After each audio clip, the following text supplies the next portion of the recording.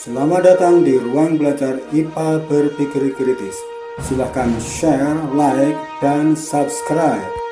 Assalamualaikum warahmatullahi wabarakatuh. Selamat datang di ruang belajar IPA Berpikir Kritis. Video pembelajaran kali ini kita akan membahas listrik dinamis bagian kedua, yaitu kita akan membicarakan mengenai materi esensial, hukum Kirchhoff, hukum Ohm, dan energi listrik. Tujuan pembelajarannya adalah 1.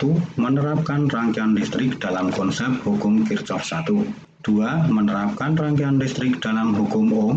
3. Menerapkan energi listrik dalam kehidupan.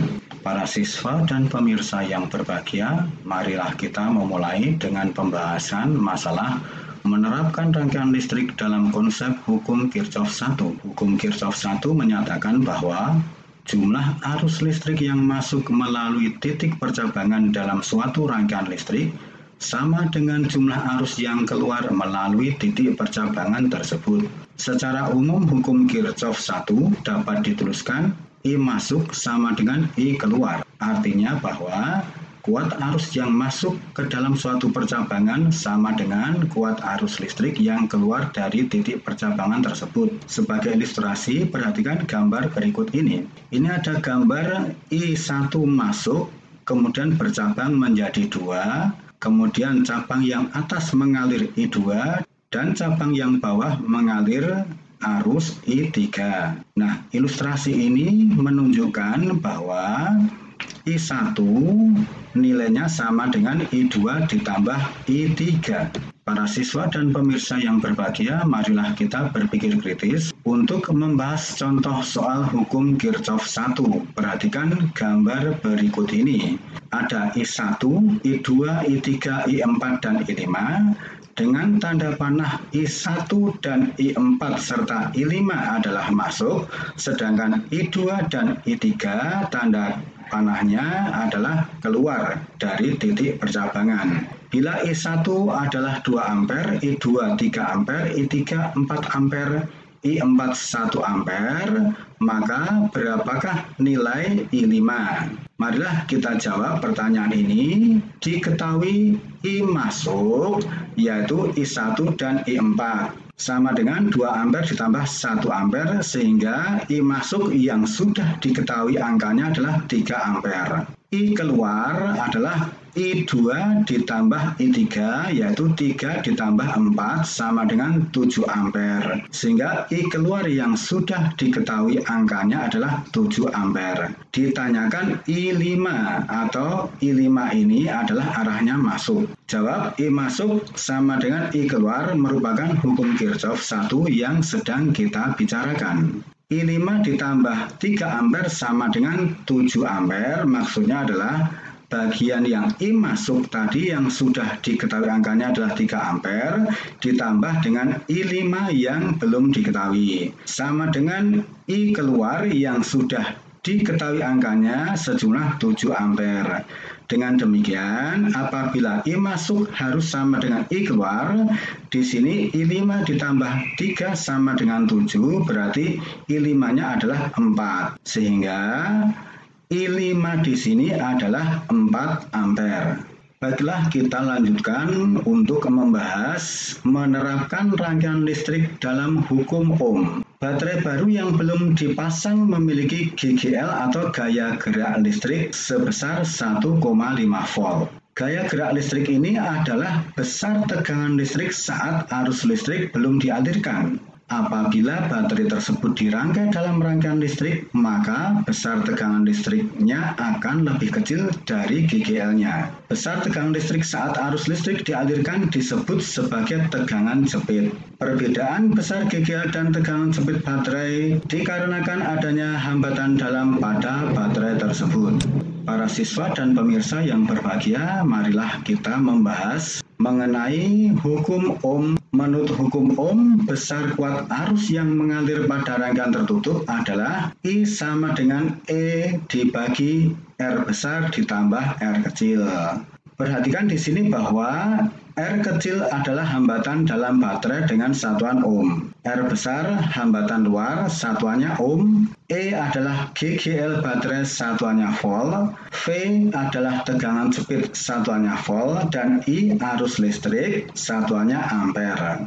Nah, apabila I sama dengan E per R besar ditambah R kecil, ini secara matematis bisa kita ubah menjadi I kurung R besar ditambah R kecil tutup kurung sama dengan E. Jadi yang R besar ditambah R kecil ini kita pindah ke sebelah kiri sama dengan, sehingga menjadi I kurung R besar ditambah R kecil sama dengan E. Nah, apabila kurungnya ini kita hilangkan, maka menjadi I kali R besar ditambah I kali R kecil sama dengan E. Dengan demikian, I kali R besar ini sama dengan E dikurangi I R kecil.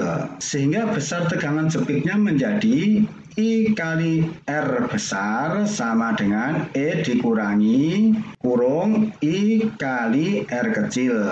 I kali R besar ini adalah rumus untuk menghitung V atau tegangan jepit. Sehingga tegangan jepit atau V ini sama dengan E atau GGL dikurangi dalam kurung I kali R kecil.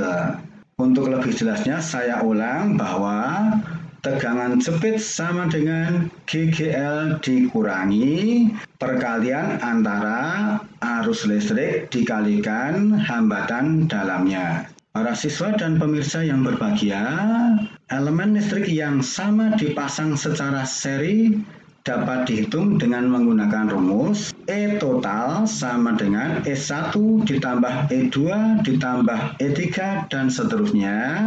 Bisa kita buat sebagai persamaan matematika bahwa E total itu sama dengan N kali E. N adalah jumlah sumber arus atau jumlah baterai yang dipasang kali E atau GGL-nya. Adapun R kecilnya atau hambatan dalam totalnya sama dengan R kecil 1 ditambah R kecil 2 dan seterusnya, sehingga secara persamaan matematik R kecil total atau hambatan dalam total bisa dihitung dengan N kali R kecil atau jumlah sumber arus atau baterai dikalikan dengan hambatan dalamnya. Sehingga I sama dengan NE per R besar ditambah N kecil kali R kecil. Nah, para siswa dan pemirsa yang berbahagia, marilah kita lanjutkan untuk membahas elemen listrik yang dipasang secara paralel itu dapat dihitung dengan menggunakan rumus E total itu sama dengan E1 ditambah E2 ditambah E3 dan seterusnya itu jumlahnya sama dengan E. Artinya E total sama dengan E1 atau sama dengan E2 atau sama dengan E3 dan seterusnya.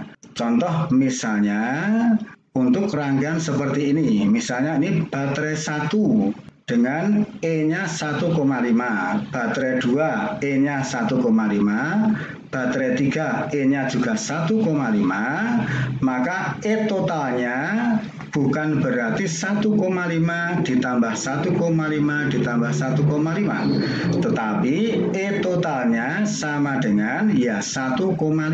Sedangkan 1 per R kecil total sama dengan 1 per R kecil 1 ditambah 1 per R kecil 2 dan seterusnya. Karena R1 sama dengan R2, maka bisa ditulis secara matematik bahwa R kecilnya adalah Rn. Maka 1 per R total sama dengan N per R kecil. Sehingga untuk R kecil totalnya sama dengan R kecil dibagi N. Dengan demikian, I sama dengan E per R besar ditambah R kecil per N. Para siswa dan pemirsa yang berbahagia, apabila belum paham, maka akan saya ulang tentang hukum Ohm. Hukum Ohm itu pada dasarnya yaitu membahas kaitan antara V tegangan listrik, I kuat arus, dan R hambatan listrik. Kita bisa membuat segitiga seperti ini. Ini adalah V, I, R. Sehingga untuk mencari V sama dengan I kali R. Nah, rumus ini bisa diturunkan menjadi rumus-rumus yang lain. Kalau mencari I sama dengan V per R. Kalau mencari R berarti V per I. Ini adalah rumus dasar untuk hukum Ohm. Para siswa dan pemirsa yang berbahagia, marilah kita berpikir kritis untuk membahas soal berikut ini. Perhatikan gambar di bawah ini adalah rangkaian listrik dengan R1 dan R2 disusun paralel, kemudian disambung dengan R3, sehingga R1, R2 ini kalau dihitung secara paralel R-nya, nanti diserikan dengan R3. Coba perhatikan di sini ada titik A dan titik B sebagai titik percabangan antara arus yang masuk dengan arus yang keluar. Sedangkan E di sini adalah sumber arusnya, artinya adalah E adalah GGL pada baterai. Jika R1 3 ohm, R2 6 ohm, R3 2 ohm, dan I3 adalah 3 ampere, hitunglah hambatan total rangkaian, tegangan total, arus listrik yang mengalir pada R1, dan arus listrik yang mengalir pada R2. Marilah kita jawab pertanyaan tersebut. Untuk gambarnya tetap kita perhatikan seperti ini. Kita hitung yang pertama, R total. R1 dan R2 disusun secara paralel, dapat kita hitung 1/Rp sama dengan 1/R1 ditambah 1/R2 sama dengan 1/3 ditambah 1/6. Kemudian kita samakan penyebutnya adalah 6, maka di sini menjadi 2 plus 1/6, hasilnya adalah 3/6. Jadi 1/Rp adalah 3/6, maka Rp-nya kita balik menjadi 6/3 yaitu 2 ohm. Kemudian rangkaian paralel R1 dan R2 ini seri dengan R3, maka kita hitung secara seri R seri adalah 2 ohm ditambah 2 ohm pada R3, hasilnya adalah 4 ohm. Sehingga R atau hambatan total pada rangkaian ini hasil akhirnya adalah 4 ohm. Kemudian tegangan total pada rangkaian bisa kita hitung menggunakan hukum Ohm, yaitu V sama dengan I kali R. Sama dengan, karena I-nya adalah 3 dan R totalnya adalah 4, maka V sama dengan I kali R sama dengan 3 kali 4 sama dengan 12 volt. Kemudian kita lanjutkan I pada R1 atau kuat arus yang mengalir pada R1. Kita hitung dengan cara terlebih dahulu menghitung tegangan antara titik A dan B. Caranya adalah VAB sama dengan I kali RAB. Artinya tegangan pada titik A dan B sama dengan kuat arus dikalikan hambatan yang terdapat pada titik antara A dan B, yaitu R1 dan R2 ini. Nah, untuk I-nya adalah 3 sudah diketahui, sedangkan R1, R2 yang disusun secara paralel sudah dihitung, hasilnya adalah 2 ohm, sehingga VAB sama dengan IRAB sama dengan 3 kali 2, hasilnya adalah 6 volt. Kemudian I pada R1 atau kuat arus yang melalui R1 tinggal kita peroleh dengan cara membagi antara VAB dibagi R1, yaitu 6 dibagi 3 sama dengan 2 ampere. Sedangkan I pada R2 caranya sama, yaitu VAB dibagi R2, yaitu 6 dibagi 6 sama dengan 1 ampere. Perhatikan bahwa I yang mengalir pada rangkaian ini tadi adalah ditunjukkan I3 ini adalah 3 ampere. Coba perhatikan I pada R1 ditambah I pada R2 adalah 2 ditambah 1, hasilnya juga 3 ampere. Dengan demikian kita akan lebih paham tentang hukum Kirchhoff, yaitu I masuk sama dengan I keluar. I yang masuk 3 ampere, maka I yang keluar juga nilainya 3 ampere. Nah, para siswa dan pemirsa yang berbahagia, kita lanjutkan membahas menerapkan energi listrik dalam kehidupan. Listrik itu adalah energi, sehingga sesuai dengan hukum kekekalan energi, untuk menghasilkan energi listrik perlu adanya alat yang dapat mengubah energi lain menjadi energi listrik. Secara umum, sumber arus listrik terdiri dari dua jenis, yaitu sumber arus searah atau DC dan sumber arus bolak-balik atau AC. Perhatikan penjelasan tentang hal tersebut dengan melihat tabel berikut ini. Ada jenis sumber arus listrik yaitu DC atau direct current. Sumber arusnya bisa elemen volta, elemen kering atau baterai, akumulator, solar cell maupun dinamo DC. Proses yang terjadi terhadap perubahan energi di sini untuk elemen volta terjadi perubahan kimia menjadi listrik. Elemen kering, energi kimia menjadi listrik, akumulator energi kimia menjadi listrik, solar cell kalor menjadi listrik, dan dinamo adalah gerak menjadi listrik. Adapun untuk AC atau alternating current, itu sumber arusnya bisa dinamo AC dan generator. Keduanya merupakan proses perubahan gerak menjadi energi listrik. Untuk memperjelas tentang sumber-sumber arus listrik atau alat-alat untuk mengubah energi lain menjadi energi listrik, coba perhatikan gambar-gambar berikut ini.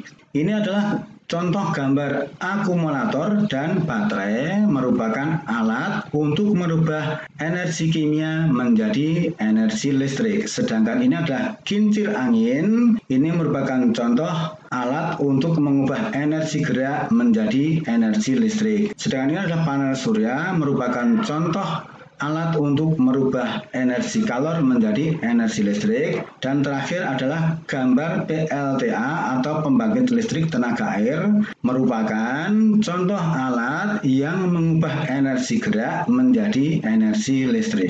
Sekian, sampai jumpa dengan video-video pembelajaran lainnya. Assalamualaikum warahmatullahi wabarakatuh.